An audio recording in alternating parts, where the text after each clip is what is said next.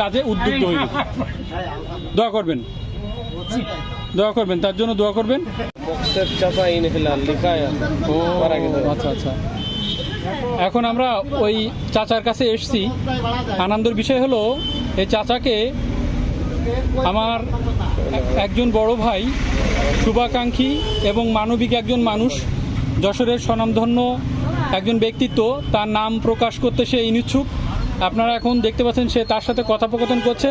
সে তার ফেসটা এবং নামটা প্রচার করতে নিষেধ করছে বিধায় আমি করতে পারছি না। খুবই ইচ্ছা করছিল তার নামটা প্রকাশ করার, কিন্তু সে বারবার বাধা দিচ্ছে বিধায় আমি বলতে পারছি না।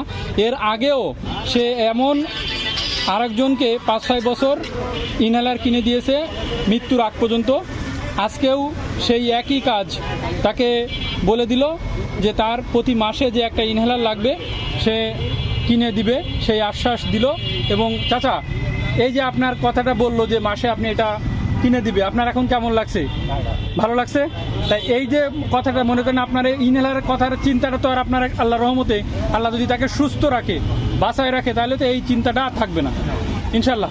এই সকল মানুষের জন্য একটু দোয়া করবেন যেন ভবিষ্যতে আপনার মতো আরও মানুষের পাশে দাঁড়াতে পারে। কারণ এই কথাটা, এই ভিডিওটা দেখার সাথে সাথে সে আপনার এই কাজে উদ্বুদ্ধ হইবে। দোয়া করবেন, দোয়া করবেন, তার জন্য দোয়া করবেন যেন আল্লাহ তাকে হায়াতে নসিব করে, তার পরিবার পরিজন এবং তার সুস্থতা কামনা করবেন যেন আপনার মতো আরও মানুষকে সহযোগিতা করতে পারে।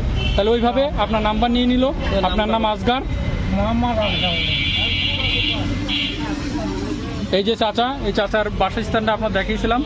তো আজকে এই ভিডিও প্রকাশের পর আমার বড় ভাই, যশোরের স্বনামধন্য একজন ব্যক্তিত্ব, তিনি নাম প্রকাশে অনিচ্ছুক, তিনি তার প্রতি মাসে যে ইনহেলারটা লাগবে তিনি দেওয়ার আশা প্রকাশ করেছে এবং আজকেই তার নাম্বার সহ তাকে বলে দিল যে তার প্রতি মাসে মাসে ইনহেলারটা পৌঁছে দিবে।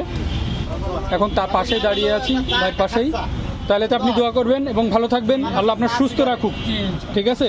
আর ভবিষ্যতে এটাও আরও চলমান প্রক্রিয়া, আরও আপনাকে সহযোগিতা করার চেষ্টা করা হবে যেন আপনি আরেকটু ভালো থাকতে পারেন, ঠিক আছে?